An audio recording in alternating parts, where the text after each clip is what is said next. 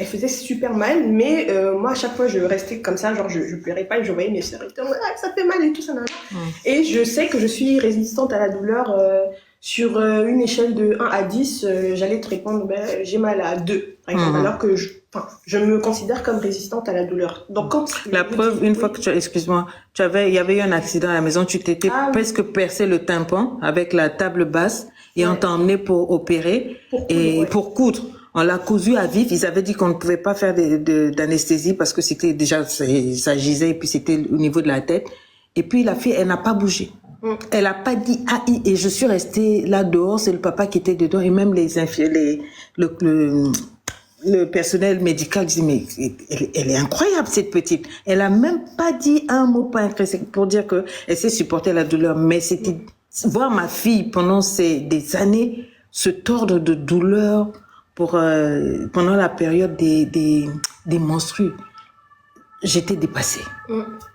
Juste une petite aparté par rapport à l'histoire que tu racontes. Quand ça s'est passé, je me souviens que je ressentais un liquide qui coulait, mais je n'avais pas le sentiment d'avoir mal. Et du coup, je regardais à gauche, à droite pour voir si des adultes allaient se tourner vers moi. J'avais quel âge Tu devais avoir... Ouais, 5-6 ans. Ouais. Et c'est quand tout le monde, il y avait eu une coupure de courant, quand tout le monde a commencé à crier, qu'on a vu que c'était bien profond, en fait. Voilà, donc instinctivement, je me suis mise à pleurer pour me dire, il faut que j'attire l'attention sur ce qui se passe, parce que je portais un débardeur blanc et je voyais que mon débardeur avait changé la couleur, même s'il n'y avait plus l'électricité. Et du coup, quand j'ai pleuré, je me suis dit, bon, au moins là, ils vont savoir qu'il y a quelque chose qui se passe, même si je n'ai pas mal. Donc, c'est pour vous montrer le degré de la douleur. Tolérance à la douleur que je peux avoir. Mais sauf que là, c'était les douleurs de règles. J'ai commencé à avoir mes règles peut-être vers l'âge de 12 ans. On était encore au Burkina Faso. La première fois, je me dis, bon, c'est normal parce que c'est la première fois, donc je vais avoir mal, je me tords et tout ça, je vais voir maman m'explique et tout ça, on part faire les courses, on achète le trousseau, etc., etc. On avance dans le temps. Plus on avance, plus chaque mois j'ai mal. Je me dis, c'est normal parce qu'on m'a toujours dit que les douleurs de règles, c'est normal. Toutes les femmes ont ça. Ma mère elle-même, qui est présente, je lui demande... Il y a une dame qui demande 12 ans. Donc, c'est à 12 ans que tu as été menstruée. Oui, c'est ça. Donc, à partir de là, je prenais pas spécialement de médicaments, mais ça me faisait quand même mal et je me débrouillais avec. On est arrivé en France, à Nantes, et on avait une médecin généraliste qui, je lui ai parlé de mes problèmes de douleurs de règles. Elle me dit oui, il faut faire un peu de sport, comme ça va pulser le sang, et puis le sang va faire que ça va libérer les molécules qui vont te faire du bien, donc ça va atténuer la douleur. Pendant ce temps, c'est elle qui m'avait prescrit Codoliprane, Doliprane, Antadis, Spasfon, qui me faisait des choses qui font rien, quoi. Du tout.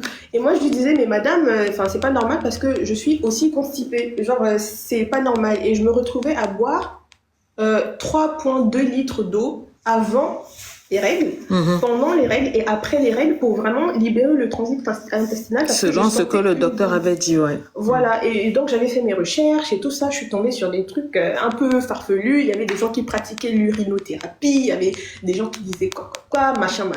Je suis des vidéos de youtubeuses qui nous disent si vous avez des douleurs de règles, consultez, c'est pas normal. Mais moi, d'un autre côté, j'entends le docteur qui me dit non mais c'est normal, toutes les femmes ont ça, ne vous inquiétez pas, prenez vos médicaments. Taguez les médecins ici. Là. Merci Zach. Donc je me débrouille comme ça, je prends des prunes, je demande à maman de me faire des sauces gombo, etc. pour que ça puisse manger des mets avec des fibres ou des consistants gluants pour que ça puisse libérer le transit. Merci, il faut libérer, merci, n'est-ce pas jusqu'à ce que on quitte Nantes et on s'installe en Suisse. Et là je suis suivie par la doctoresse Isabelle Navaria. Je remercie, c'est grâce à elle qu'on a trouvé ce qui se passait.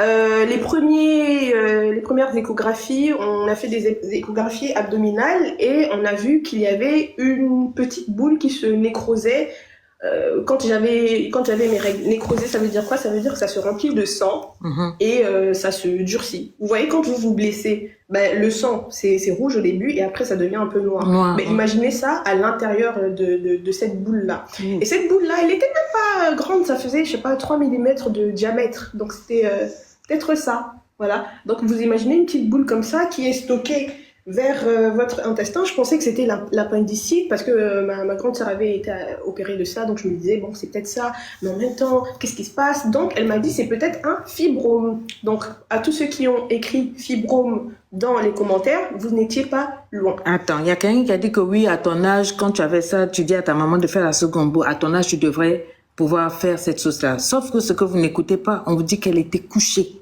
Chaque fois qu'elle avait mon truc, bien avant, 2 jours avant, elle pouvait pas aller à l'école, elle pouvait pas se lever, elle se tordait de douleur, elle vomissait, elle n'était pas elle-même, elle était comment on appelle, en souffrance. Ouais.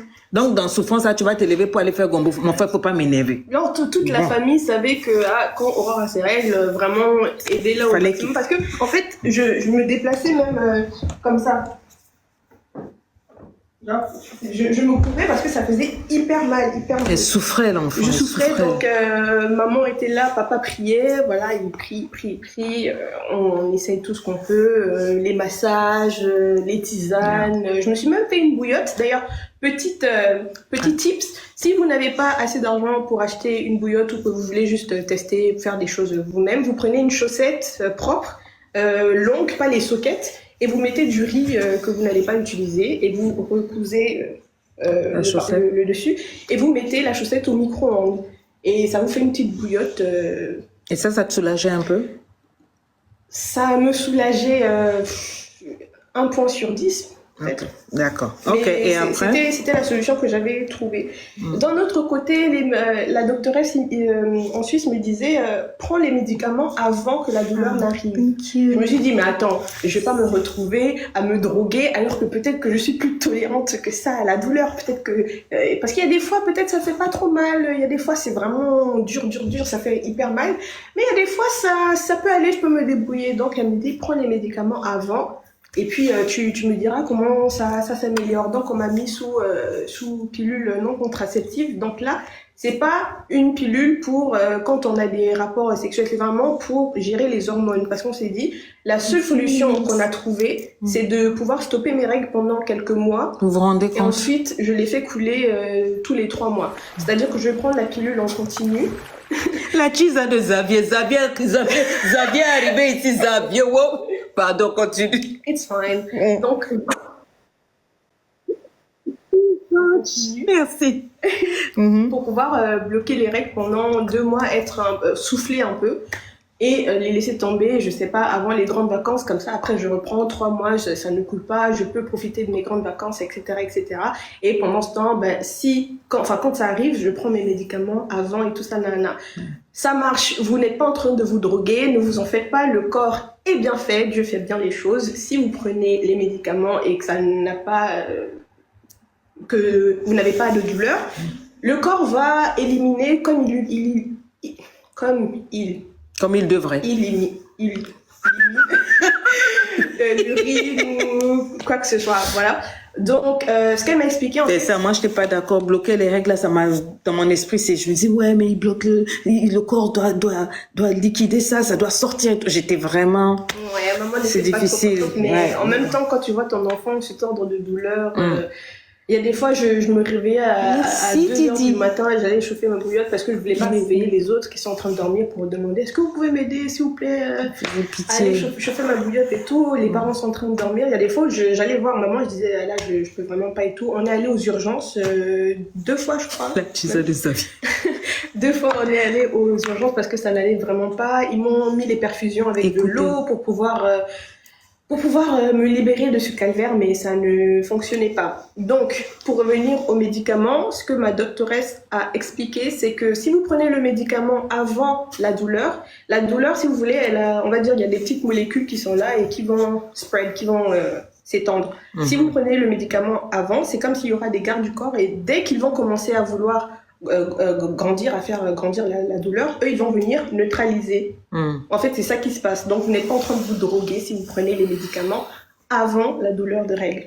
Pourquoi je dis ça? Parce que mes douleurs de règles, ce qui m'avait aussi alarmée et qui avait alarmé ma doctoresse, c'est le fait que la douleur venait 7 jours avant l'arrivée des règles. Wow. Elle l'amplifiait pendant la douleur de règles. Et elle partait 1 à 2 semaines après les règles. Donc, tu étais constamment en douleur. Voilà.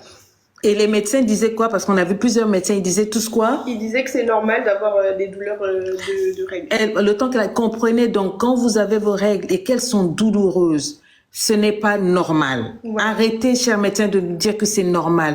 Prenez le temps d'écouter les enfants, de faire les examens. Parce qu'en fait, moi, j'ai vu ma fille souffrir tout le temps. On disait c'est normal, jusqu'à ce qu'à un moment, on n'en pouvait plus, elle souffrait trop. Il y a des fois, je pouvais pas aller elle pouvait pas aller à l'école, à la maison. Dès que je sentais que ça arrivait, j'étais stressée. C'est dur pour une maman de voir l'enfant souffrir. Tu donnes ça à rien, tu soulèves comme ça à rien, elle peut pas manger, elle était, c'est dur. Et tu vas voir tous les médecins te dire, ah non, toutes les filles, moi-même j'ai souffert de ça. Si j'avais su vraiment, on aurait peut-être vérifié autre chose. Ok, et là, après... Oui. Une des raisons pour laquelle on pensait que c'était un fibrome, c'est parce que au niveau de la communauté africaine, ce que ma doctoresse a dit, même sur Internet, vous allez retrouver les informations, c'est que les fibromes sont héréditaires. Donc, j'ai demandé à maman, est-ce que tu avais des règles douloureuses? Elle m'a dit oui. J'ai demandé à mes grandes sœurs, est-ce que vous avez des règles douloureuses? Oui. J'ai demandé à ma grand-mère, est-ce que tu avais eu des règles douloureuses? Elle m'a dit oui. Donc, je me suis dit, ah oui, effectivement, ça peut être des fibromes. Et ma grand-mère était là, non. Et moi, on m'a menti, oh non, une fois que tu vas accoucher, c'est fini, c'est faux. Après accouchement, j'ai fait beaucoup d'enfants et ça continuait, les douleurs, oui. D'ailleurs, ça m'a fait un petit traumatisme par rapport aux enfants. Je me suis dit, mais attends, si c'est vrai que les règles ne représentent que, la douleur de règles ne représente que 10% de la douleur de l'accouchement, mon Dieu, j'ai pas envie d'avoir d'enfants. Eh ben, la douleur de l'accouchement, ma puce, ça c'est un autre level. Mais c'est vrai que, oui. Ouais. Oui. Et donc après? Ma grande sœur qui s'est mariée, elle voyait un gastro-entérologue et je me suis dit que ce serait une bonne idée d'aller voir ce gastro-entérologue là, vu que mon problème, ça concerne aussi, non pas seulement le problème gynécologique, bonsoir, coach Gaël, mais ça concerne aussi mon transit intestinal. Donc, on est allé le voir. C'était un homme blanc d'une soixantaine d'années, je lui parle de mes problèmes, il me prescrit du Smecta. Mais Smecta, c'est pour quand tu as les... Et je lui dis, monsieur, les médecins, écoutez, c'est pas bien ce que vous faites, hein. Je lui dis, les symptômes que j'ai, c'est vraiment pas normal, j'ai super mal, s'il vous plaît, aidez-moi. Merci, coach Gaël, vas-y. Vous savez ce qu'il me dit? Oui, moi j'ai 3 filles, je suis médecin depuis X temps d'années, c'est normal, c'est parce qu'il y a un nouveau spécimen, là, il y a une star qui a dit qu'elle a l'endométriose, donc tout le monde veut avoir l'endométriose. Ça, c'est un docteur qui parle comme ça. Mais moi, je vous le dis, j'ai 3 filles, les douleurs de règles, c'est normal. C'est un homme ou une femme? C'est un homme. Déjà, toi, tu es garçon, tu comprends pas. tu vois, moi, je respecte les médecins, hein, mais franchement, il y a des moments, faites preuve de compréhension, d'écoute, de patience, écoutez, et puis cherchez. Comment on peut dire que c'est normal? C'est pas normal. Et dès qu'il a dit, oui, en fait, moi, je suis de la vieille école, j'ai dit, ok, c'est tout ce qu'il me fallait. c'est bon, on y va. Ouais. Donc, je suis repartie voir ma gynécologue. Mais attends, comment il peut te donner du Smecta? Le Smecta, c'est pour la diarrhée. Mais vu que je parlais de mes douleurs de transit intestinal, donc il s'est dit, il faut aider comme on peut, mais il m'a fait des médicaments. Dinguerie. Voilà. Je les ai utilisés, ça n'a fait aucun effet, donc j'ai dit ok, ça confirme vraiment que il n'est pas compétent. Enfin, en tout cas pour parler sur le corps d'une femme, je ne vais pas écouter un homme. Je suis désolée pour tous ceux qui. Les hommes vont parler, mais c'est la vérité. I'm sorry. De la même manière que je ne parlerai pas de oui, est-ce que il faut circoncire, c'est ça? Circoncire les Merci hommes. Axel. Je ne m'y connais pas, je n'ai pas de pénis, je n'ai pas subi ça, je ne vais pas m'aventurer là-dessus. I'm sorry, ça va te censurer? Oh oui. Sorry, oh my god, ne nous censurez pas, please. Sorry, je n'ai pas de bâton entre les jambes. On dit service 3 pièces.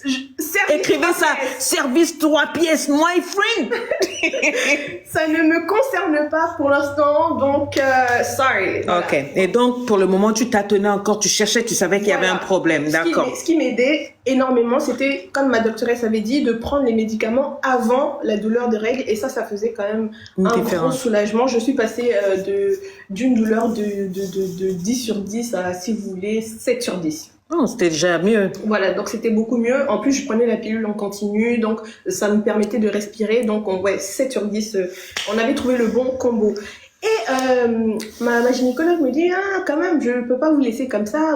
Toute la vie, vous n'allez pas prendre la pilule. Bonsoir, coach Dave.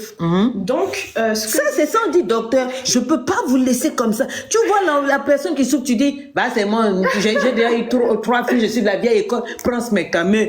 Who does that, you know? Je ne veux pas trash talk, mais la doctoresse, elle est en Suisse. Le monsieur, le gastroentérologue, là, il était en France. Bon. Vous faites ce que vous voulez de cette info. Bon, ils vont pas tous comprendre, mais il y a quelque chose qui se passe entre les Suisses et les Français. Merci, coach. Yeah. Merci, Jacques. J'avais fait des IRM en Suisse, des IRM complètes. Merci, Lydie. Il y avait des problèmes spécifiques. Donc, à ce stade-là, on a fait... Et ça coûte très cher. Parce que nous, on vit en Suisse, je vous dis pas que ça coûtait bonbon, hein. À ce stade-là, on a fait... IRM. On a fait comment ça s'appelle le truc là, comme... On a fait IRM, maman, vas-y. Il n'y a pas quelqu'un de technique ici, là. Les femmes enceintes vont voir... Échographie. Voilà, on a fait une échographie abdominale et j'ai fait 2 IRM complètes. Donc, des IRM en radiologie spécialisées pour le corps. Ma gynécologue m'a dit, elle m'a envoyé faire une IRM spécialisée dans la gynécologie. Et là, en fait, c'est ça, à partir de là que tout s'est accéléré. Parce que tout ce qui est concerné, du coup, le bas-ventre et autres, c'était pour les femmes enceintes et toutes complications autres. On a vu qu'il y avait un petit problème. Wow. Mais quel était ce problème? Mais dis-nous donc, quel était... Oui. Mais dis-nous donc. Oh là là. Et tout ce temps, toutes ces souffrances, ces années, et puis ça coûtait cher. Je répète, ça coûtait cher. Mais vous voyez, l'enfant souffrait. Moi, j'ai eu ça, je me suis dit non. En Suisse, c'est différent. En Suisse, tu payes et puis on te rembourse après. Et quand on dit le montant, tu vas tomber. On a pris, le papa a dit, mon mari a dit, on peut pas laisser l'enfant là souffrir comme ça. S'il faut aller voler, on va aller voler. Tous les IRM a fait, toutes les échographies, je vous assure. Bien sûr, c'est remboursé à un certain pourcentage, mais après, c'est des millions. Des millions parce qu'on ne voulait plus voir l'enfant souffrir. On aurait pu dire comme tout le monde, non, c'est une affaire normale, les filles souffrent. Non, on a dit non. Not reverse. Si on peut soulager l'enfant, on doit la soulager. Quelqu'un qui passe son temps courbé, qui a mal et tout, et pendant ce temps, l'édition était là, ouais, you can do this, yeah, empowerment, yeah, toi cale en l'air et tout. Mais dans mon cœur, j'avais mal de voir mon enfant souffrir comme ça. Donc, on a mis le paquet, des millions. Nous, on parle pas en céphale. Là-bas, on parle en francs suisses. Si je te donne le prix de ce qu'on a dépensé pour elle, anyway, on continue. Mine de rien, c'est là où j'ai vu que mes parents m'aiment quand même, parce que, on avait les soins, j'avais les soins dentaires, appareils dentaires et tout ça, plus les lunettes. Ça, là, en Suisse, vous savez, ça a coûté combien à mon père? 7 000 et quelques. 7 000 francs suisses, ça fait environ... Ça fait 6 000 et quelques, 6 700 euros. Rien que des lunettes. Donc ça, les lunettes, les traitements dentaires, parce que là encore, il y avait un autre problème. Anyway, tout ça, I was like, yeah, je sais pas comment mon père fait, mais il m'inspire financièrement. J'ai envie d'avoir la même mentalité. Parce que quand je dis que c'est un king...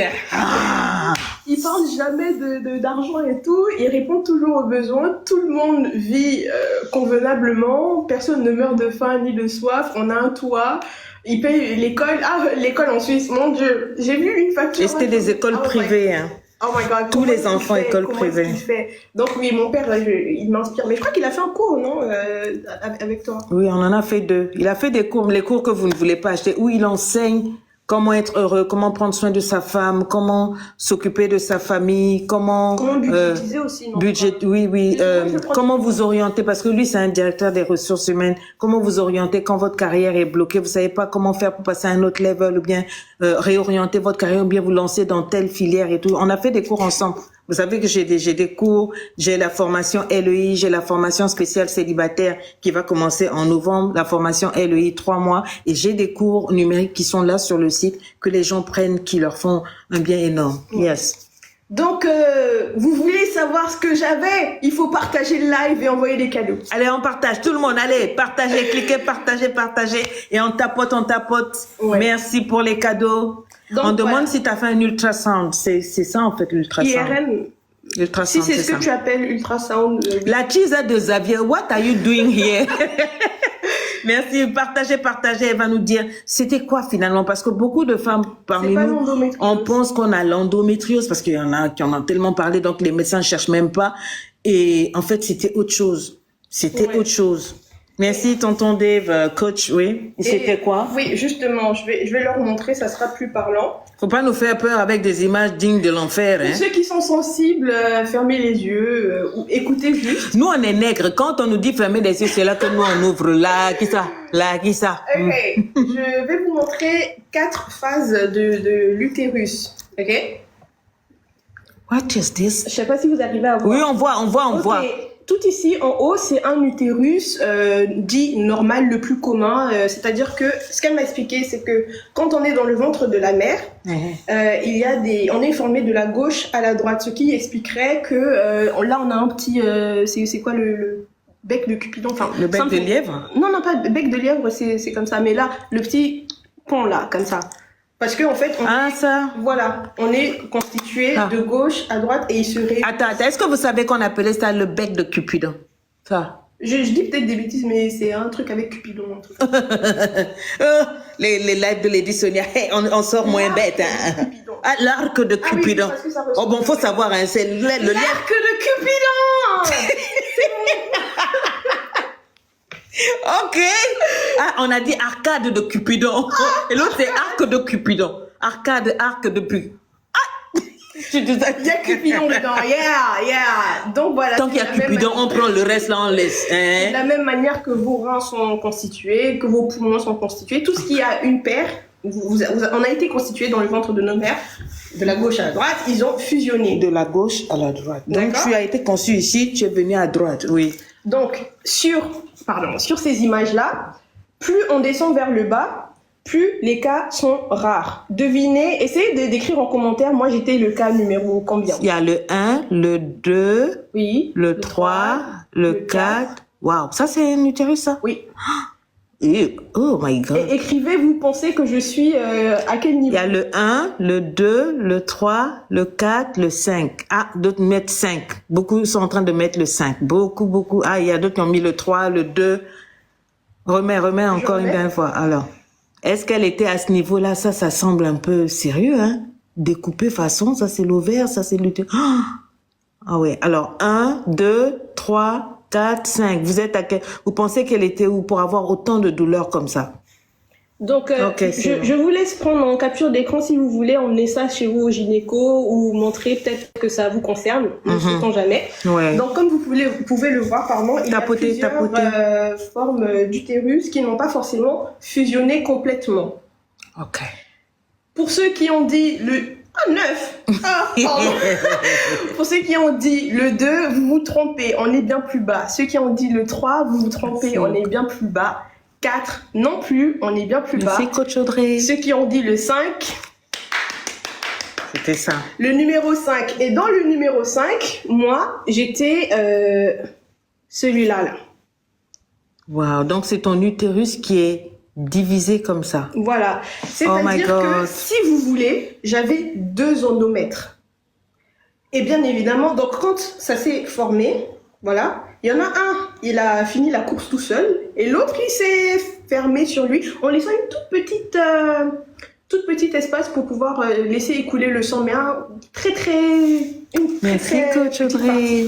Ce qui fait que en fait, c'était pas un fibrome ou un caillou ou je ne sais quoi, c'était mon utérus qui s'était recroquevillé sur lui-même, et du coup, quand imaginez la douleur, wow. Le sang essaye de s'écouler. Mais déjà, il y a plus de place parce que l'endomètre est déjà écoulé. Mais en plus, ça durcit. Comme je vous ai expliqué, quand vous vous blessez, le sang nécrose après. C'est ça qu'on voyait sur les échographies abdominales, en fait. Et c'est ça que je pensais avoir une boule. Et je me tapais, mais en fait, je tapais mon utérus.